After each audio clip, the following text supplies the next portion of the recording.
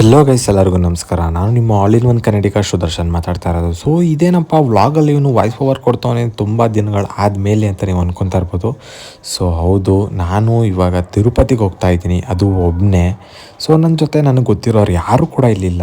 So ನಾನು ಒಬ್ಬನೇ ಹೋಗ್ತಾ ಇರೋದು. ಸೊ ಎಕ್ಸ್ಪೀರಿಯೆನ್ಸ್ ಯಾವ ರೀತಿ ಇರುತ್ತೆ ಮತ್ತು ನನಗೆ ಯಾವ್ಯಾವ ಥರ ಒಬ್ಬೊಬ್ಬನೇ ಓಡಾಡ್ತೀನಿ ಅಲ್ಲಿ ಅನ್ನೋದನ್ನ ನಾನು ನಿಮಗೆ ಇಲ್ಲಿ ಪೂರ್ತಿಯಾಗಿ ಕ್ಯಾಪ್ಚರ್ ಮಾಡಿ ನಿಮಗೆ ನಾನು ವೀಡಿಯೋ ಹಾಕ್ತೀನಿ. ಸೊ ಅಲ್ಲಿ ಮಾತಾಡೋಕ್ಕಾಗಲ್ಲ. ಆ್ಯಂಡ್ ಈ ಥರ ಜರ್ನಲ್ಲಿ ಯಾವುದೇ ಕಾರಣಕ್ಕೆ ಹೋಗಬೇಡಿ. ಆದಷ್ಟು ಬುಕ್ಕಿಂಗ್ ಮಾಡ್ಕೊಂಡು ಹೋಗಿ, ತುಂಬಾ ಕಷ್ಟ ಆಗುತ್ತೆ. ನಮ್ಮ ಡ್ಯಾಡಿ ನನಗೆ ಹೇಳಿದ್ರು, ಬಟ್ ಆದರೆ ನಾನು ತುಂಬ ಎಮರ್ಜೆನ್ಸಿ ಇತ್ತು, ಬೇಗ ಹೋಗ್ಬಿಟ್ಟು ಬರಬೇಕಿತ್ತು ಅಂತ ಹೋಗಿದ್ದು.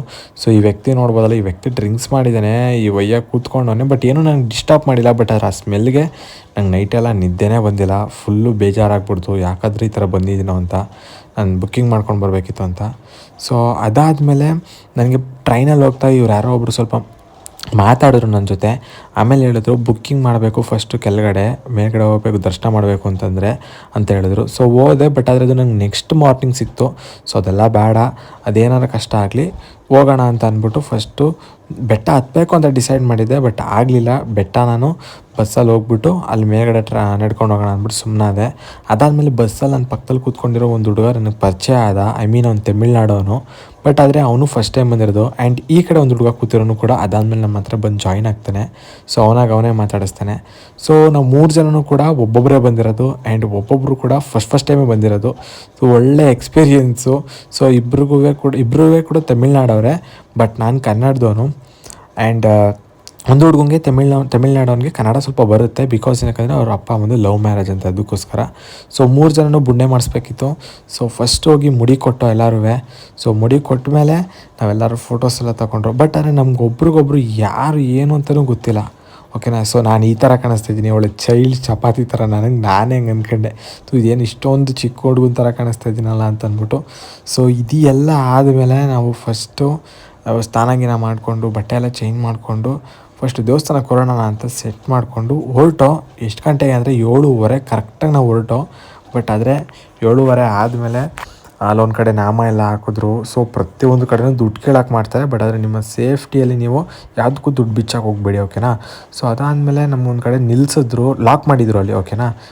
ಒಬ್ಬಯ್ಯ ಯಾರೋ ಪಾಪ ಮಲ್ಕೊಬಿಟ್ಟಿದ್ದ ಪಾಪ, ಅದನ್ನೆಲ್ಲ ವೀಡಿಯೋ ಮಾಡ್ಕೊ ಅಂತೆಲ್ಲ ತೋರಿಸ್ಕೊಟ್ರು ಹುಡುಗರು. ನಾನು ಯೂಟ್ಯೂಬ್ ಚಾನಲ್ ಓಪನ್ ಮಾಡಿದ್ದೀನಿ, ನಾನು ಈ ಥರ ವೀಡಿಯೋಸ್ ಮಾಡ್ತೀನಿ ಅಂತ ಹೇಳ್ಕೊಂಡೆ. ಅದಕ್ಕೋಸ್ಕರ ಅವರೇ ಹೇಳಿದ್ರು, ಸೊ ವೀಡಿಯೋ ಮಾಡ್ಕೋದ್ನೆಲ್ಲ ಅಂತ ಅಂದ್ಬಿಟ್ಟು. ಸೊ ಇದೆಲ್ಲ ಆದಮೇಲೆ ನಮ್ಮನ್ನ ಒಂದು ರೂಮ್ ಕಡೆ ಕೂಡಾಕ್ತಾರೆ ಅಂತ ನನಗೆ ಫಸ್ಟೇ ಗೊತ್ತಿತ್ತು, ಯಾಕಂದರೆ ಚಿಕ್ಕವನಿದ್ದಾಗ ಬಂದಿದ್ದೆ. ಬಟ್ ನಾನು ಇದೇ ಅಂತ ಅಂದ್ಕೊಂಡ್ಬಿಟ್ಟಿದ್ದೆ. ಬಟ್ ಆದರೆ ಇದಲ್ಲ.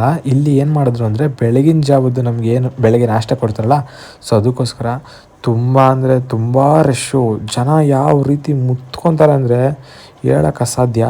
ಎಲ್ರಿಗೂ ಸಿಗುತ್ತೆ, ಬಟ್ ಆದರೂ ಮುತ್ಕೊಂಡು ಫುಲ್ಲು ಕಿತ್ತಾಡ್ಕೊಂಡು ಒಂದು ಊಟ ಇಸ್ಕೊತಾರೆ. ಸೊ ನೀವೇ ನೋಡ್ಬೋದು ಯಾವ ರೀತಿ ನಾನು ಇಸ್ಕೊತೀನಿ ಅಂತ ಅಂದ್ಬಿಟ್ಟು. ಬಟ್ ಅವ್ರು ಕೊಡೋದು ಅಲ್ಲಿ ಕೊಬ್ಬರಿ ಎಣ್ಣೆಯಲ್ಲಿ ಮಾಡಿರುವಂಥ ರವೆ ಉಪ್ಪಿಟ್ಟು. ಬಟ್ ಅದನ್ನೇ ಮನೆಯಲ್ಲಿ ಅಮ್ಮ ರುಚಿಯಾಗಿ ತರಕಾರಿ ಎಲ್ಲ ಹಚ್ಚಿ ಮಾಡಿಕೊಟ್ರೆ ತಿಗಾಕೊಬ್ಬಾಡ್ಕೊಂಡು ಚೂರು ಮುಟ್ಟದಂತೆಯೇ ಹೊಟ್ಟೆ ಹಸ್ಕೊಂಡಿರ್ತೀವಿ. ಬಟ್ ಆದರೆ ಇಂಥ ಪ್ಲೇಸ್ಗೆ ಹೋದಾಗ ಇದೇ ಏನೋ ಅಂತೀವಲ್ಲ, ತುಂಬ ಡಿಲಿಷಿಯಸ್ ಫುಡ್ ಅನ್ನೋ ಥರ ಫೀಲ್ ಆಗಿ ಚಟ್ನಿ ಹಾಕಿದ್ರು, ಸ್ವಲ್ಪ ತಿಂದ್ಕೊಂಡೆ. ಸೊ ಹೆಂಗೂ ಮಾಡೋಕ್ಕಾಗಲ್ಲ, ಇಂಥ ಜಾಗಕ್ಕೆಲ್ಲ ಬಂದಾಗ ಅಡ್ಜಸ್ಟ್ ಆಗಬೇಕು ಫುಡ್ಡಲ್ಲಿ. ನಾನು ಅಡ್ಜಸ್ಟ್ ಆಗ್ತೀನಿ ಫುಡ್ಡಲ್ಲಿ. ಸೊ ಕೆಲವೊಬ್ರು ಆಗೋದಿಲ್ಲ, ಕೆಲವೊಬ್ರಿಗೆ ಆಗೋದು ಇಲ್ಲ. ಬಟ್ ಆದರೆ ಈ ಟೈಮಲ್ಲಿ ಮಾತ್ರ ಏನೂ ಮಾಡೋಕ್ಕೂ ಆಗೋಲ್ಲ. ಸೊ ತಿಂದ್ಕೊಂಡು ಅದಾದಮೇಲೆ ಮತ್ತೆ ನಾವು ಟ್ರಾವೆಲ್ ಮಾಡೋಕ್ಕೆ ಸ್ಟಾರ್ಟ್ ಮಾಡಿದ್ದು 12:30.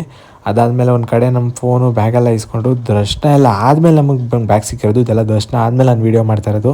ಸೊ ನೀವು ನೋಡ್ಬೋದು, ತಿರುಪತಿ ದೇವಸ್ಥಾನದ ಹತ್ರ ಇದೆಲ್ಲ ವೀಡಿಯೋ ಮಾಡಿರೋದು ನಾನು. ತುಂಬ ಒಳ್ಳೆ ವ್ಯೂ ಇತ್ತು. 12:30 ನಮಗೆ ದರ್ಶನ ಆಯಿತು. 1:00 ಈಚೆ ಕಡೆ ಬಂದು. ಅದಾದಮೇಲೆ ನಾನು ತಿರುಪತಿಯಿಂದ ಬ್ಯಾಂಗ್ಳೂರಿಗೆ ಬಸ್ಸಲ್ಲಿ ಬಂದೆ. ಟ್ರೈನು ಸಿಗಲಿಲ್ಲ, ಬಿಕಾಸ್ ಏನಕ್ಕಂದರೆ ಅಲ್ಲಿ ಟ್ರೈನು ಸ್ಯಾಟರ್ಡೆ ಮತ್ತು ಎವ್ರಿಡೇ ನೈಟ್ ಆದಮೇಲೆ ಸಿಗೋದು. ಸ್ಯಾಟರ್ಡೆ ಮಾತ್ರ 2 ಟ್ರೈನ್ ಇರುತ್ತೆ.